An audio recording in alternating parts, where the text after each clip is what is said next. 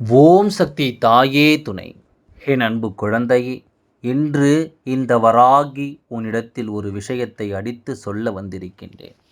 இன்று இரவுக்குள் நான் சொல்கின்ற இந்த ஒரு விஷயம் உன் குடும்பத்தில் நிச்சயமாக நடக்கப் போகின்றது. நீ நம்ப மறுத்தாலும் உன் வராகியானவள் நான் சொல்வது மட்டும்தான் உண்மை. அது என்னவென்று உனக்கு உணர்த்திவிட நான் எப்பொழுதும் உன் முன்னால் வந்து நின்று கொண்டிருக்கின்றேன்.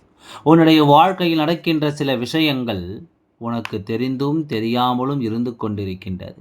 இத்தனை காலமும் இதையெல்லாம் நீ அறியாமல் இருந்தது போதும். இனியும் இது புரியாமல் இந்த வாழ்க்கை நீண்ட காலத்திற்கு, அதாவது நீண்ட காலத்திற்கு உன்னால் நகர்த்தி செல்ல முடியாது. அதனால் இப்போது என்ன நடக்கிறது என்பதனை நீ தெரிந்து கொள்ள வேண்டிய நேரம். உன்னை சுற்றி வருகின்ற எல்லா விஷயங்களும் எதனால் உன் வாழ்க்கை நடக்கிறது என்பதனை நீ புரிந்து கொள்ள வேண்டிய விஷயம். உன்னை தேடி வந்து கொடுக்கின்ற இந்த விஷயத்தை நான் தெளிவாக கேட்டுவிட்டாய் என்றால், உன் குடும்பத்தில் இன்று இரவுக்குள் நடக்கக்கூடிய ஒரு விஷயத்தை நீ என்னவென்று நிச்சயமாக தெரிந்து கொள்வாய். குடும்பத்தில் ஒற்றுமைகள் அதிகமாக இருக்க வேண்டும் என்று நினைத்த காலம் போய் இப்பொழுது ஒருவருக்கொருவர் ஒற்றுமை இல்லாமல் இருப்பதற்காக என்னவெல்லாம் செய்ய வேண்டுமோ அதையெல்லாம் உடன் இருப்பவர்களை தரமாக செய்து கொண்டிருக்கின்றார்கள். இங்கு ஒன்றும் அங்கொன்றுமாக சொல்லி இல்லாதத விஷயத்தை இருப்பதாக சொல்லி, இருக்கின்ற விஷயத்தை இல்லை என்று சொல்லி சரியான வேலைகளை இங்கு உன் குடும்பத்தில் செய்து கொண்டிருக்கின்றார்கள். சில நேரங்களில் உனக்கே பிடிபடும். இப்படியெல்லாம் நடந்து கொண்டிருக்கிறது என்றால், சில நேரங்களில் இப்படி இருக்கக்கூடாது என்ற எண்ணமும் உனக்குள் தோன்றிவிடும். ஆனாலும் என்ன செய்வது, ஏது செய்வது என்று யோசிக்கின்ற நொடியில் என் குழந்தை தன் வாழ்க்கையில் அத்தனை விஷயங்களை இழந்து விடுகின்றாய். அதனால் எதையும் யோசிப்பதற்கு நேரங்கள் இப்பொழுது நீ எடுத்துக்கொள்வதில்லை. என்ன நடந்தாலும் சரி, அதை சரி என்று நினைத்து என் குழந்தை அதில் தனக்கான விஷயங்களை தேடத் தொடங்கி விடுகின்றாய் அல்லவா? உன்னை சுற்றி நடப்பதையெல்லாம் என்னவென்று நீ புரிந்து கொள்ள வேண்டிய அவசியம் உனக்கு நிச்சயமாக இருக்கின்றது. உனக்காக நான் இருந்து கொடுக்கக்கூடிய எல்லா விஷயங்களை பற்றியும் என்னவென்று நீ புரிந்து கொள்ள வேண்டும். எந்த சூழ்நிலையில் நீ என்ன செய்தாலும் சரி, அதை யாரும் இங்கே ஏற்றுக்கொள்ள முடிவதில்லை என்று நினைக்கிறார்கள். உனக்கு ஒன்று என்றால் நீ மட்டும்தான் அங்கு என்னவென்று நிற்க வேண்டும் என்று யோசிக்கின்றார். உனக்கு ஒரு கஷ்டம் என்றால் யார் அங்கே உனக்காக முன் வர விரும்புவது கிடையாது. யாரும் உனக்காக வந்து நிற்கப் போவதும் கிடையாது. உனக்கு என்ன வேண்டும் என்று நீ ஆசைப்படுகின்றாயோ அதை நீ மட்டும்தான் பெற முடியும். அதை நீ நினைத்தால் மட்டும்தான் உன்னுடையதாக மாற்ற முடியும். அப்படியானால் அதற்கு ஏற்றது போல உன்னை நீ தயார்படுத்தி இருக்க வேண்டும் அல்லவா? உன்னுடைய இந்த சூழ்நிலைகளை எல்லாம் புரிந்து கொண்ட உன் சாயப்பா, உன் வராகியம்மா என்று உன்னிடத்தில் பேசுகின்ற விஷயங்களை எல்லாம் நீ சரியாக புரிந்து கொண்டாயானால் என்றும் உன்னை சுற்றி நடக்கின்ற விஷயங்கள் என்னவென்று உனக்கு சரியாக புரிந்துவிடும். நான் தரக்கூடிய நல்ல நேரத்தை என் குழந்தை என்றும் என்றென்றும் உன்னுடையதாக நீ முன் வந்து உன் தாயானவளின் அன்பு உனக்கு கிடைக்கும் என்பதனை உறுதியாக நம்பு. எந்த சூழ்நிலையிலும் யாரும் உன்னை கைவிட மாட்டார்கள் என்பதனை நீ உறுதியாக ஏற்றுக்கொள்.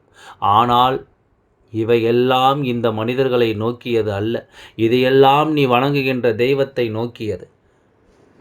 நீ வணங்குகின்ற தெய்வம் உனக்கு என்ன கொடுக்கிறது என்பதனை சார்ந்தது என்று முதலில் நீ புரிந்து கொள். என் அன்பு குழந்தையே, இத்தனை காலமும் குடும்பத்தில் இருப்பவர்களுக்காக என்று சொல்லி எல்லா விஷயங்களிலும் பல தியாகங்களை செய்து விட்டாய்.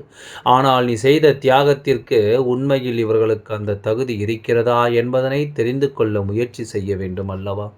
இதற்கெல்லாம் உண்மையில் இந்த வாழ்க்கையில் என்ன கொடுக்கிறது என்பதனை நிச்சயமாக நாம் உணரத்தான் வேண்டும். உன்னை தேடி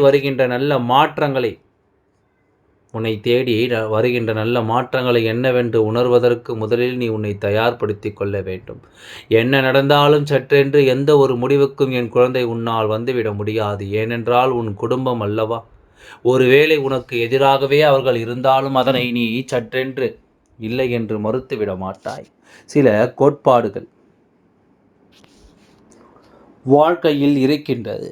இப்படித்தான் இந்த வாழ்க்கையை வாழ வேண்டும் என்கின்ற சில எண்ணங்கள் என் குழந்தைக்கு நிச்சயமாக இருக்கின்றது. உன்னை தேடி வருகின்ற நல்ல விஷயங்களை எல்லாம் என் குழந்தை நீ கண்டும் காணாமலும் கண்டு கொள்ளாமலும் சில நேரங்களில் அதை தெரியாமலும் சென்று கொண்டிருக்கின்றாய். இனிமேல் நாம் நினைத்த மாத்திரத்தில் நினைத்ததை எல்லாம் பெற்றுவிட முடியுமா என்று சில நேரங்களில் உனக்கு சிந்தனைகள் வருகின்றது. உனக்கு வாழ்க்கை என்றால் அங்கும் இங்குமாக உனக்கு ஒரு குழப்பமான ஒரு சூழ்நிலையை கொடுத்து விட்டதல்லவா? அதனால் என்ன செய்வது, ஏது செய்வது என்று புரியாமல் என் குழந்தை நீ தவித்து வருவதையும் நான் நிச்சயமாக அறிவேன். உன்னோடு இருந்து கொண்டு உனக்கு இந்த மாற்றங்களை எல்லாம் நான் கொடுக்க நினைப்பதற்கு ஒரு காரணம் இருக்கின்றது.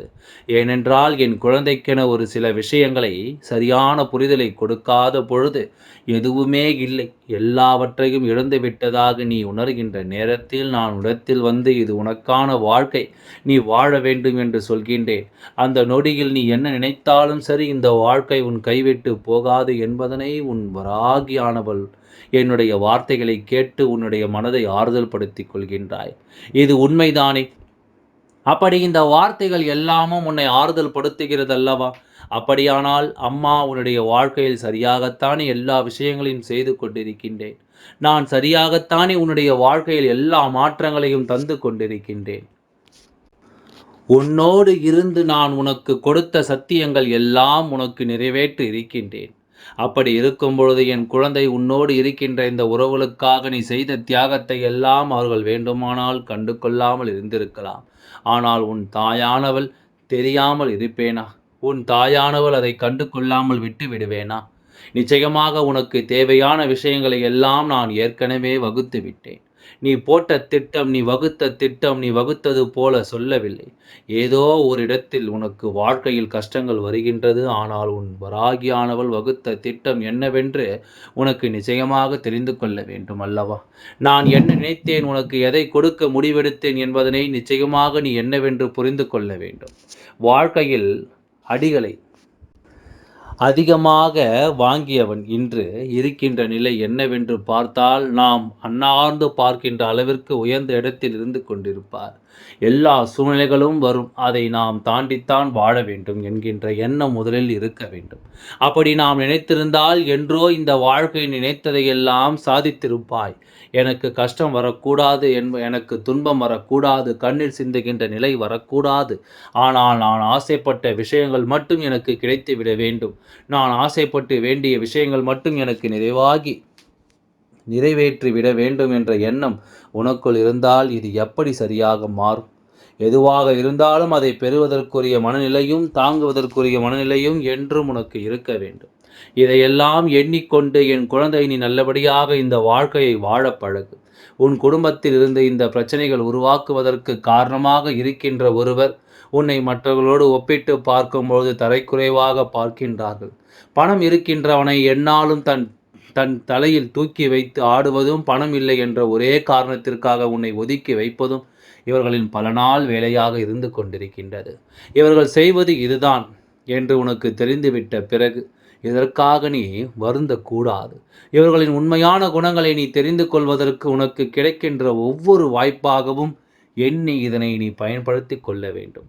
என்ன நடந்தாலும் சரி, இந்த வாழ்க்கை நீ எந்த சூழ்நிலையிலும் யாருக்காகவும் விட்டு கொடுத்து விடாதே. ஒருவருக்காகவும் நீ இறங்கி செல்ல நினைக்காதே. தீய எண்ணம் கொண்டவள் தீய எண்ணத்தினால் தானாக ஒரு நாள் அழிந்து போவாள் என்பது உன் நினைவில் இருக்கட்டும். இப்பொழுது நான் சொல்வது, பிரச்சனைகள் வரும், நிச்சயமாக அது இன்று உனக்கு நடக்கும். ஆனால் இதை என் குழந்தை நீ கண்டு கொள்ளாமல் செல்ல வேண்டும் என்பதனைத்தான் உன் வராகி அம்மா உனக்கு மேலும் மேலும் அழுத்தி சொல்ல வந்திருக்கின்றேன். இந்த நிலையை உன் வாழ்க்கையில் உருவாக்கிட துணிந்த இந்த மனிதர்கள் எந்த காலத்திலும் மற்றவர்களுக்கு நல்லதை செய்தவர்களே கிடையாது. இவர்களினால் யாராவது ஒரு நல்ல பலனை அடைந்திருப்பார்களா என்று கேட்டால் ஒரு துளி அளவு கூட இதனை செய்திருக்க மாட்டார்கள். அப்பேற்பட்ட ஒருவர் உனக்கு பிரச்சனைகளை உருவாக்குகிறார் என்பதற்காக எந்த காரணத்தை கொண்டும் நீ வேதனைப்படாதே. எந்த சூழ்நிலையிலும் இதையெல்லாம் நினைத்து நீ வருத்தப்படாதே. உன்னோடு நான் இருக்கின்றேன் அல்லவா? உனக்கு என்ன பிரச்சனை வந்தாலும் உனக்கு தைரியத்தை கொடுக்க உன் சாயப்பாவும் உன் வராகி அம்மாவும் கூடவே இருந்து உன்னை வழிநடத்தி செல்கின்றோம். அதுவரை சற்று பொறுமையாக காத்து கொண்டது எல்லாம் நல்லபடியாகவே நடந்து முடியும். ஓம் சக்தி தாயே துணை. நன்றி, வணக்கம்.